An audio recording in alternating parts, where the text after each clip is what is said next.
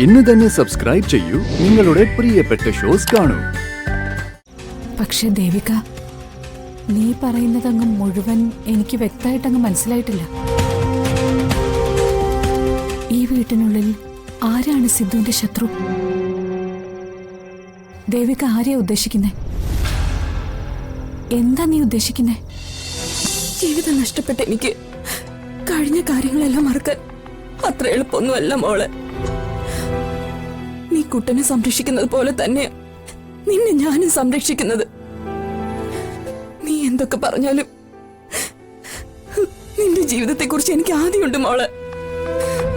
ഞാൻ മനസ്സിലാക്കിയെടുത്തോളം അസുഖം ഭേദമായി സിദ്ധുവിന് ഓർമ്മകൾ പൂർണ്ണമായും തിരികെ കിട്ടിയ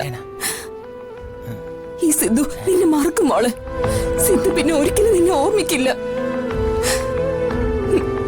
അതറിഞ്ഞിട്ടും നീ സിന്ധുവിനെ അമിതമായിട്ട് സ്നേഹിക്കാം മോളെ.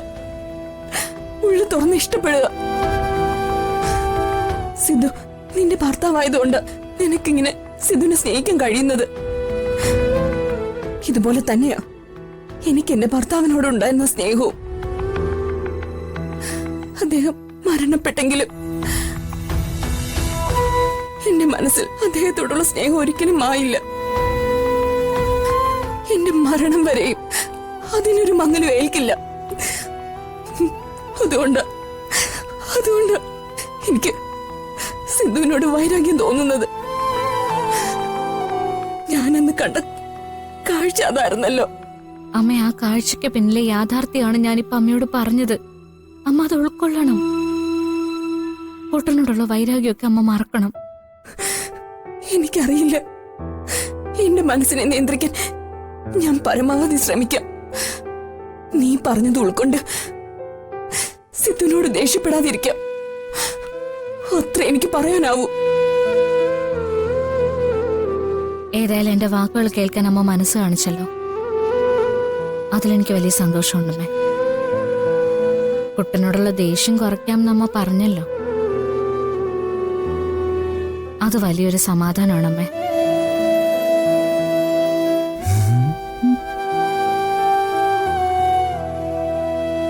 എല്ലാം നന്നായി വരും.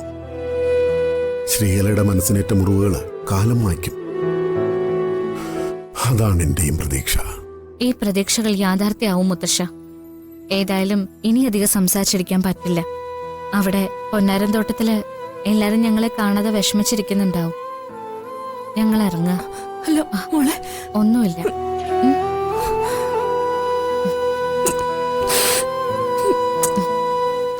ശരി അമ്മ. കുട്ടാ വാ. വാമനെ.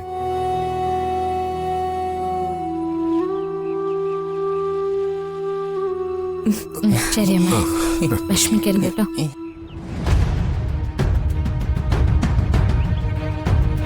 വാ വാ. ടാറ്റാ ടാറ്റാ.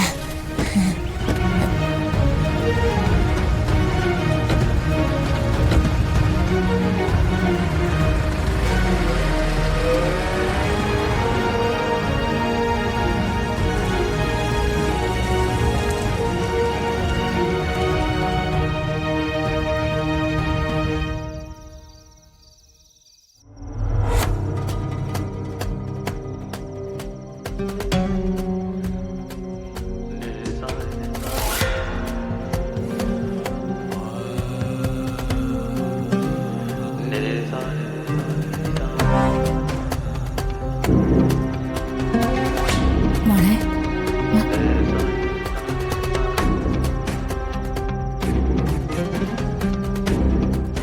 മോളിതുവരെ ഉറങ്ങിയില്ലേ? എന്താ ഉറങ്ങാത്തെ? ഈ വീടിനകത്താണ് കുട്ടനെതിരായ അപകടം പതിയിരിക്കുന്നതെന്ന് ഞാൻ മനസ്സിലാക്കിയില്ലേ? അത് ശത്രുക്കൾ അറിഞ്ഞു കഴിഞ്ഞു. അതുകൊണ്ടാ ഇതുപോലുള്ള ആക്രമങ്ങളെല്ലാം നടക്കുന്നത്. അത് പ്രതീക്ഷിച്ചുകൊണ്ട് തന്നെയാണ് ഞാൻ ഈ വീട്ടിൽ കഴിയുന്നത്. പക്ഷെ അമ്മ അത് തിരിച്ചറിയുന്നില്ലല്ലോ. അറിഞ്ഞാൽ അമ്മ ഒരിക്കലും നിന്നോട് ശത്രുവിനെ പോലെ പെരുമാറില്ല.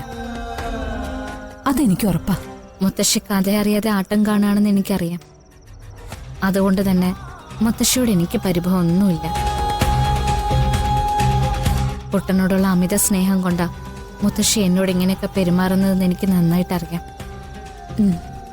കുട്ടന്റെ ശത്രുക്കൾ നമ്മൾ കരുതുന്നതിനേക്കാളും തന്ത്രശാലികളാ. അവരെങ്ങനെയോ മുത്തശ്ശിയെ സ്വാധീനിച്ചിരിക്കുന്നു.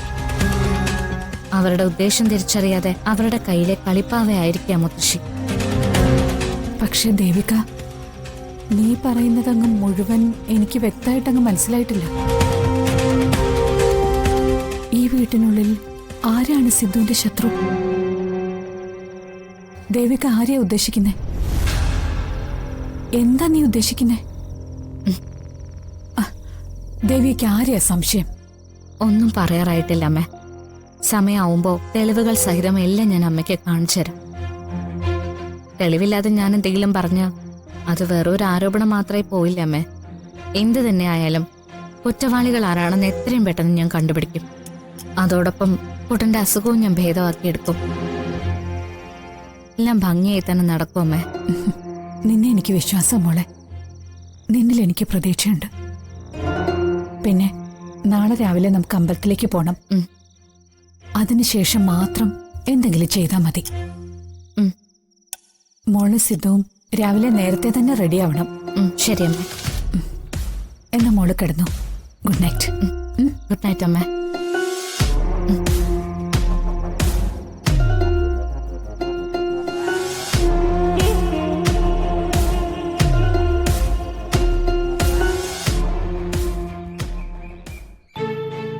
കുട്ടാ, ക്ഷേത്രത്തിലെത്തുമ്പോ എപ്പോഴും എന്റെ അടുത്ത് തന്നെ ഉണ്ടാവണം.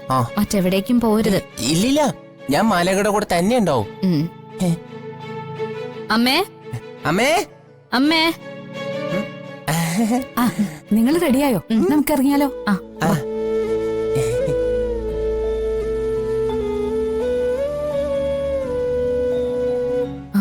അമ്മേ, മുത്തശ്ശിയും കൂടി ഒന്ന് വിളിക്കോ? വിളിക്കമ്മേ.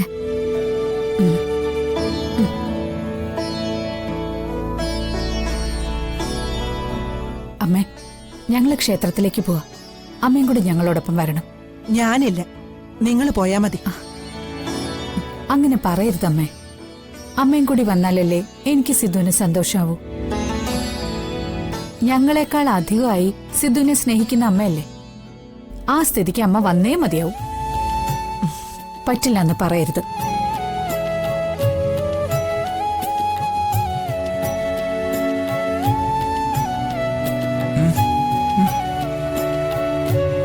അമ്മേ. ശരി, ഞാൻ വരാം.